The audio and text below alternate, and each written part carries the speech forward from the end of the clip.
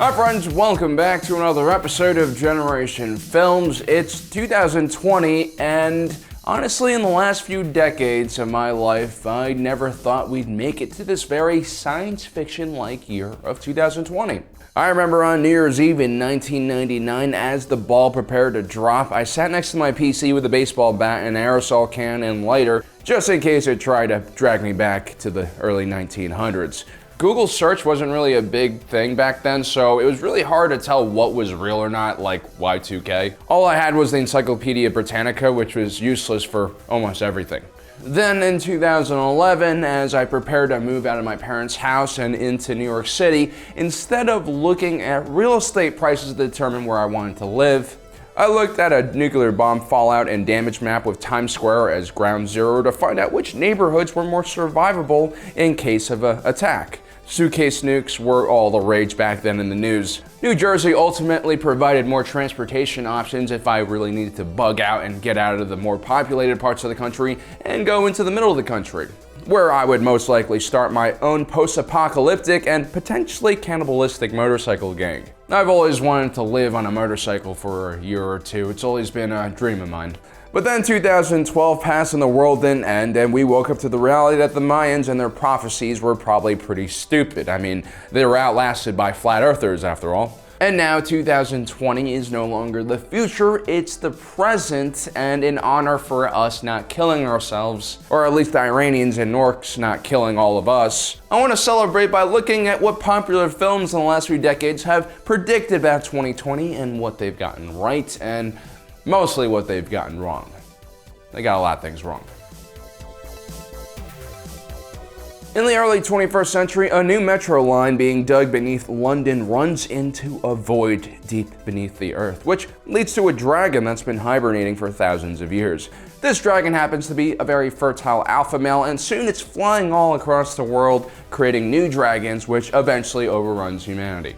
By 2010, most major cities across the world are burnt to the ground, and our world leaders decide to use nukes against the dragons, which of course is extremely stupid and only hastens our own demise. By 2020, only small pockets of sweaty humans are left hiding in remote outposts, scared and barely surviving. It's hard to do agriculture when giant lizards, which are extremely hard to kill, are picking you off from the sky.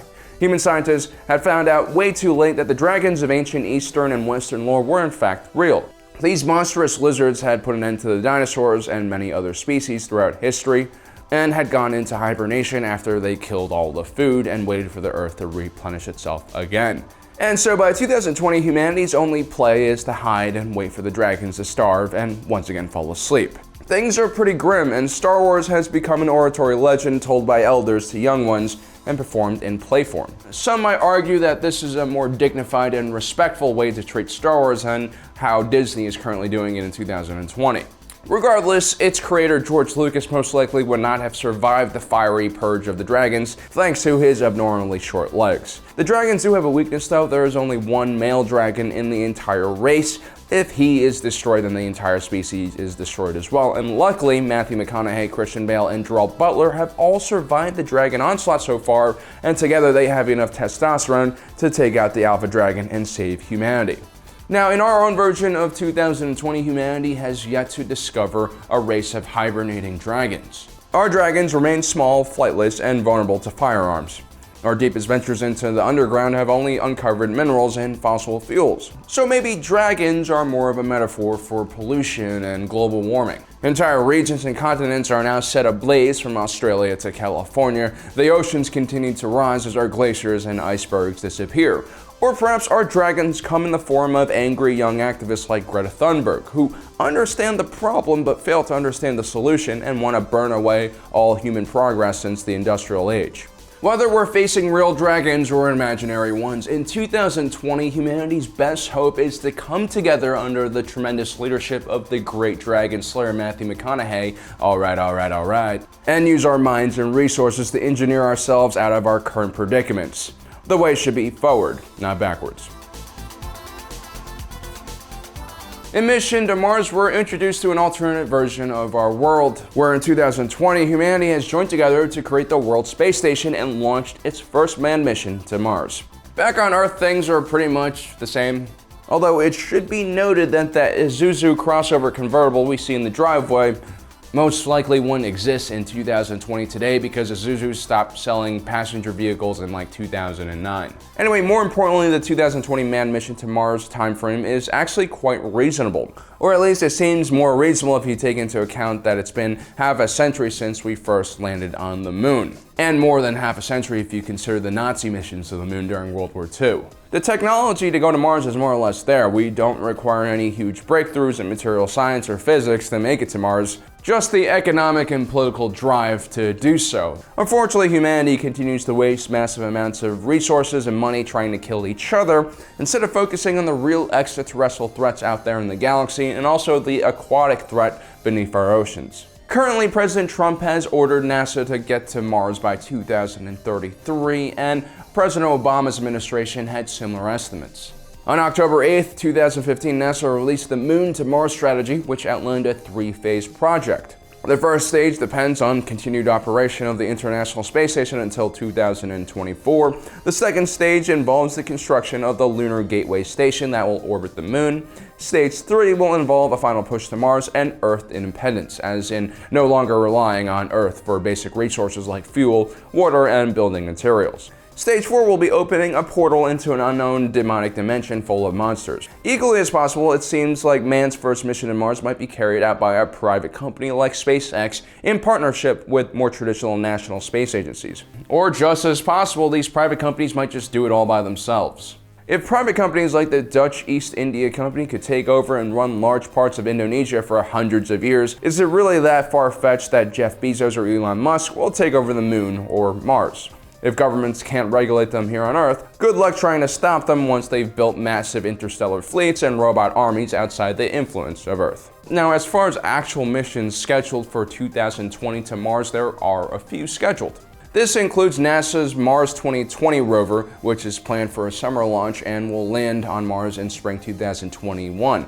The Chinese and EU-Russian team and also a United Arab Emirates team will also be launching their own missions during this same time window. Now, in the movie Mission to Mars, the intended target on the Mars 1 mission was exploration of a strange human-like face formation on the surface of the planet, which is actually based on a real photo of Mars captured by NASA's Viking spacecraft in 1975. Higher resolution photos in 2001 cleared up the image and revealed that the face was just an ordinary rock formation.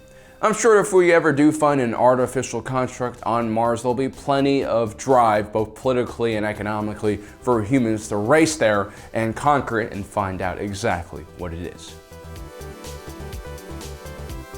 In the world of Edge of Tomorrow, an alien race arrives in Germany in 2015 and quickly takes over most of continental Europe and begins spreading out towards Asia.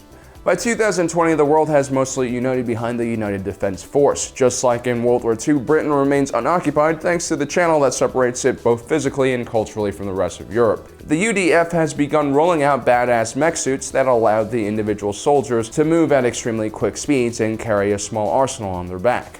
These suits are very much a reaction to the mimic threat. These monsters are incredibly quick and usually engage their enemies at melee range. In capable hands like that of the immortal Scientologist Tom Cruise, these suits allow humans to avoid the mimics and keep enough distance so that they can continue using their firearms safely. The type of suits we see in the movie are definitely possible with current technology. In the last 2 decades, militaries and research institutes across the planet have looked into exoskeletons for both military and civilian use.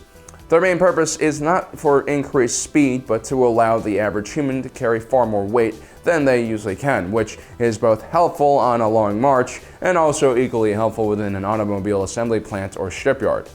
These exoskeletons are also quite useful for rehabilitating individuals with mobility injuries or issues and can even help paralyzed people regain their independence. We, however, are seeing a shift away from large, bulkier designs like the ones we see in Edge of Tomorrow, mainly because there are limitations with modern battery technology. No matter how cool this exoskeleton from Raytheon looks, the battery life is too short for practical use on a modern battlefield. No one really wants to see state-of-the-art exoskeletons being abandoned in the battlefield, and it'd be really embarrassing if, let's say, the Taliban were running around and burning down schools for girls in American mech suits. Current exoskeleton designs are far more minimal in coverage and performance and are designed to assist individuals primarily in a more controlled setting, like inside of a factory where they can be plugged in. But thanks to recent interest in electric car manufacturing, portable battery tech is growing at lightning speeds. And who knows, maybe sometime in the future we'll have exoskeletons, or at least the capability to move around in exoskeletons for extended periods of time. But with the way current military forces are structured, we're more likely to continue seeing mechanized infantry rather than mech infantry. In 2013, in the Pacific Rim universe, an interdimensional portal called the Breach opens up in the bottom of the Pacific Ocean, and giant kaijus begin emerging out of the ocean and start attacking Earth cities. In response, humanity builds gigantic nuclear-powered mechs known as Jaegers in order to counter the extraterrestrial threat. By 2020, the battle between Jaegers and kaijus are in full swing.